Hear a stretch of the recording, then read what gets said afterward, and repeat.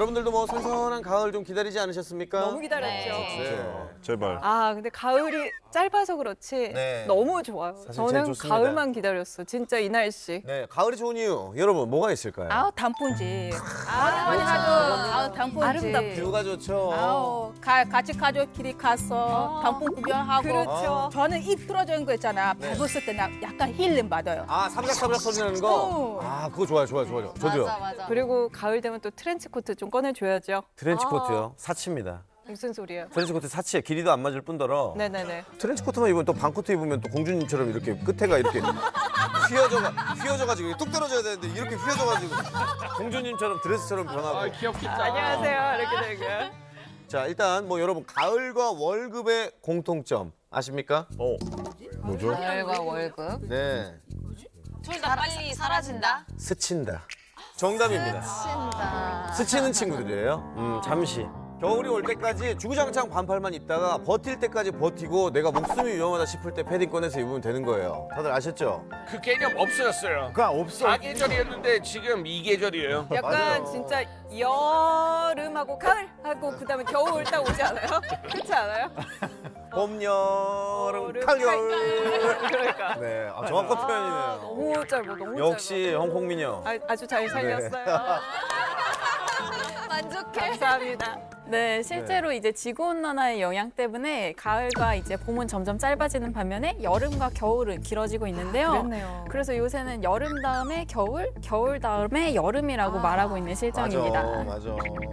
근데 이게 이렇게 덥다가 또 엄청 춥다가 이러면은 이것도 참 건강에 안 좋을 것 같아요. 네, 맞습니다.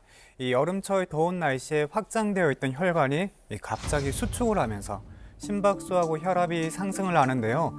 이게 염증 반응을 높여가지고 몸속의 혈전을 비롯한 심혈관계 질환 위험 가능성을 되게 높이게 되는 거죠. 네. 그래가지고 제가 임상에서 실제로 보다가 보면 이 가을철에 환절기 때 체온이 기온이 이렇게 떨어진 상태에서 아침에 조깅을 나갔다가 갑자기 환자가 이렇게 차가운 바람을 확 쐬니까 안면 마비가 오고 그래, 팔다리 맞아. 마비가 와가지고 병원에 찾아오는 경우가 종종 있었습니다. 그래.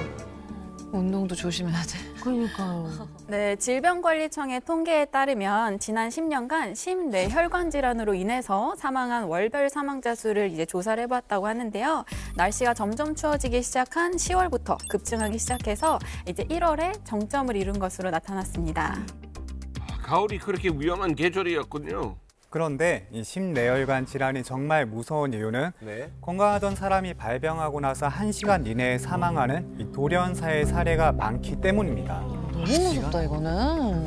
너무 무섭다. 네, 그래서 실제로 2017년도에 급성심장 정지로 인해서 사망한 사망자 수가 무려 18,261명으로 같은 해 폐암 사망자 수보다 많았고요. 그리고 그 해의 교통사고 사망자 수보다는 3.6배나 높았다고 합니다. 가을이 이렇게 무서운 계절이었군요. 그러니까요. 몰랐는데. 이 급성 심근경색 발병 시 초기 사망률이 30%에 달하고 사망 환자의 50% 이상이 병원에 도착하기도 전에 사망할 정도로 이 총각을 다투는 위험한 질환입니다. 네, 뇌졸중도 정말 무섭잖아요. 아, 무섭죠. 네, 이 국내에서 발생하는 뇌졸중 환자는 매년 10만 명에 이르고 35분마다 한 명이 뇌졸중으로 사망한다고 합니다. 또한 뇌출혈 환자의 사망률은 약 40에서 50%이며 극적으로 이제 생존한다고 하더라도 반신마비, 혼수 또는 언어 장애와 같은 심각한 후유증을 남기는 경우가 되게 많습니다. 그런데 혈관 질환은 왜 생기는 거예요? 네, 이제 혈액이 혈관을 타고 흐르면서 우리 몸 곳곳에 산소라든지 영양소를 공급을 하는데요. 근데 이제 문제는 이 혈관에 지방이 쌓이면은 이제 어떻게 될까요? 카라멜처럼 끈적해지겠죠? 상상만 해도 너무 끔찍하다, 그렇죠? 이 사진 한번 보시면요. 네. 중성지방 수치가 높은 환자의 혈액에서 진짜? 혈장을 분리한 사진인데요. 깨끗해야 하는 혈액 위로 이 하얀 기름층이 생긴 걸 확인할 수 있습니다. 어떡해. 저게 지방이라는 거예요, 지금? 오, 진짜 징그럽다. 네. 네, 이렇게 혈관에 지방이 쌓이는 것을 고지혈증이라고 하는데요. 현재 30세 이상 성인의 약 50%가 고지혈증을 앓고 있다고 나와 있고요. 50대 여성의 3명 중 1명이 고지혈증을 갖고 있다고 합니다. 지방 깨서 쌓여 있으면 어떻게 되는 거예요?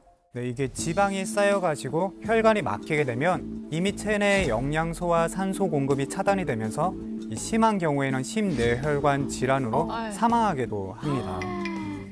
그러면 조금이라도 몸이 이상하면 빨리 병원 가야 되겠네요.